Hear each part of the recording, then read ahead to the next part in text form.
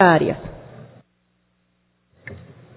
Muchas gracias, señora presidenta, compañeros legisladores. La función del Parlamento, que en estos tiempos tanto ha estorbado a la oposición, es la de defender la integridad y la conciencia del hombre, como decía el ilustre lojano Benjamín Carrión.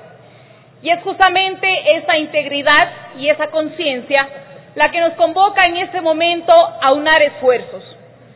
Yo no le temo al costo político de tomar decisiones, porque si no tendríamos que quedarnos cruzados de brazos sin plantear alternativas frente a las dificultades que vive nuestro país. Y tampoco me asustan los miedos colectivos que ciertos sectores de la oposición están tratando de reactivar en la ciudadanía precisamente para deslegitimar a las instituciones, a las autoridades, coincidencialmente en un año preelectoral. Es hora de defender, compañeros, el alma de nuestra patria, que en este momento está pasando por dificultades económicas. El proyecto de ley de equilibrio para las finanzas públicas regula el impuesto a los consumos especiales y el impuesto a la salida de divisas, los mismos que se generan por consumos a productos específicos y a situaciones concretas respectivamente, que no incide en todas las actividades económicas o en otras actividades económicas, como sí sucede con el IVA, por ejemplo, que el ahora precandidato presidencial, el señor Guillermo Lasso, cuando fue ministro de Economía del señor Yamil Maguad, pretendió subir del 10 al 15%, en una situación en la que no existía una catástrofe natural que ameritaba la subida de este impuesto, como sí ocurre en este momento en nuestro país, producto del terremoto del 16 de abril pasado. Y tema que ya lo discutiremos en el siguiente proyecto de ley que está estudiando la Asamblea Nacional. Este proyecto de ley para el equilibrio de las finanzas públicas no afecta a la economía de las clases populares, pues incluye únicamente a los ciudadanos que adquieran productos no esenciales o productos que no son de primera necesidad, como las bebidas alcohólicas, bebidas azucaradas, las cervezas de fabricación industrial o los cigarrillos. Y se grava también a quienes utilicen el servicio de telefonía pagada, de televisión pagada, telefonía fija y telefonía celular solamente para sociedades y no para las personas naturales, exceptuándose también los planes de datos y de Internet. La aplicación de un incremento del impuesto a los consumos especiales, a los cigarrillos y a las bebidas alcohólicas se justifica plenamente, ya que su pago depende de la frecuencia de su consumo.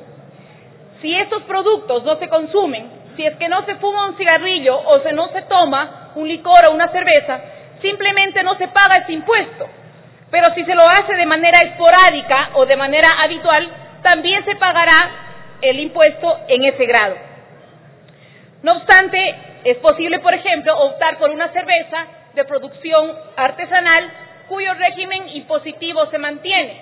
Lo mismo sucede, por ejemplo, con las bebidas azucaradas, aquellas que tienen por lo menos el 50% de fruta o de fruta, y los lácteos y sus derivados, como el yogur, por ejemplo, que están alternativas que están exentas del pago del impuesto a los consumos especiales. Pero no faltarán los chantajes, que si sube el impuesto, sube el precio al consumidor final y por tanto disminuyen las ventas.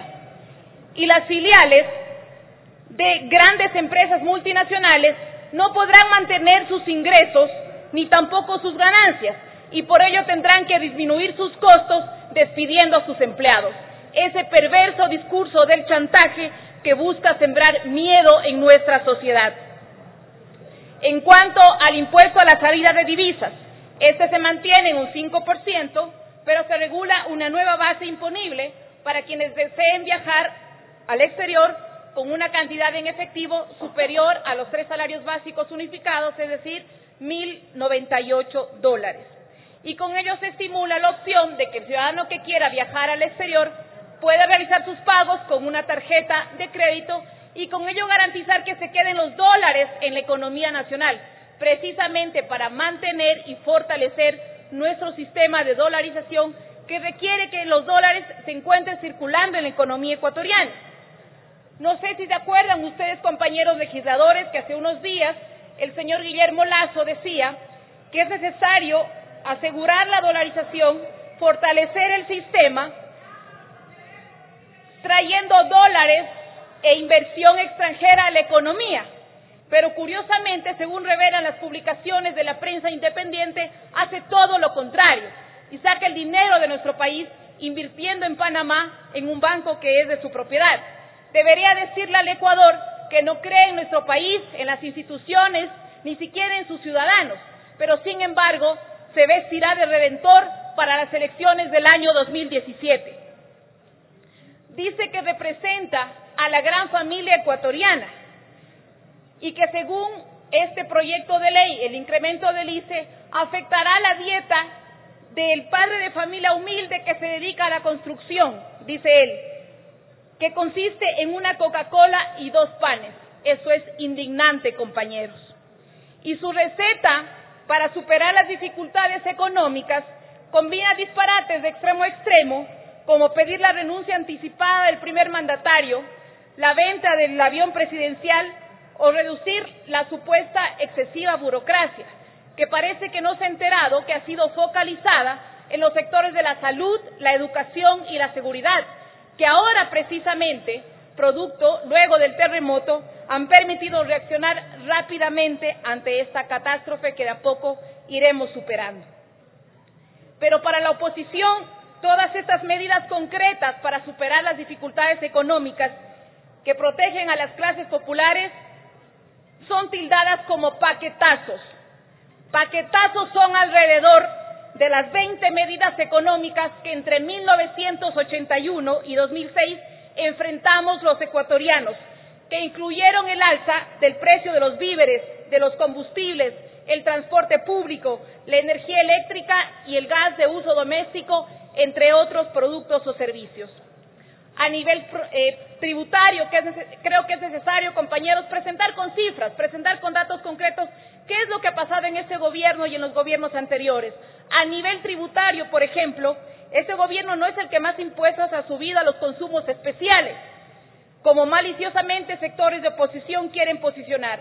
El gobierno de León Febres Cordero fijó un ICE del 35% para la cerveza y del 60% para el licor, porcentajes que en los gobiernos posteriores de Borja y Durán Ballén se incrementaron al 85% a la cerveza y 100% al licor. Y en el año 2001, en el gobierno de Gustavo Noboa, se incluyó el régimen impositivo a la telefonía convencional y celular con un 15% de impuesto a los consumos especiales.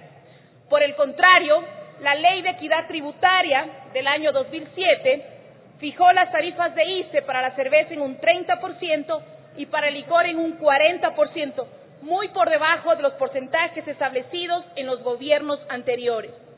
Cosa similar ocurrió, por ejemplo, con las bebidas gaseosas, que en otros regímenes tenían un 20% de tarifa del ICE y en esa administración se fijó en un 10%.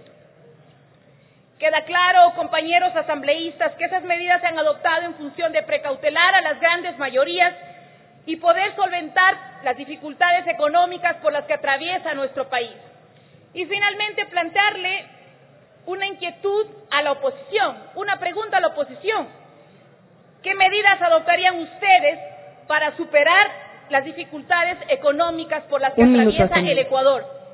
Y seguramente obtendré como respuesta una serie de consignas que lo único que harán es alarmar a la ciudadanía y debilitar la credibilidad del gobierno nacional. Gracias, señora presidenta.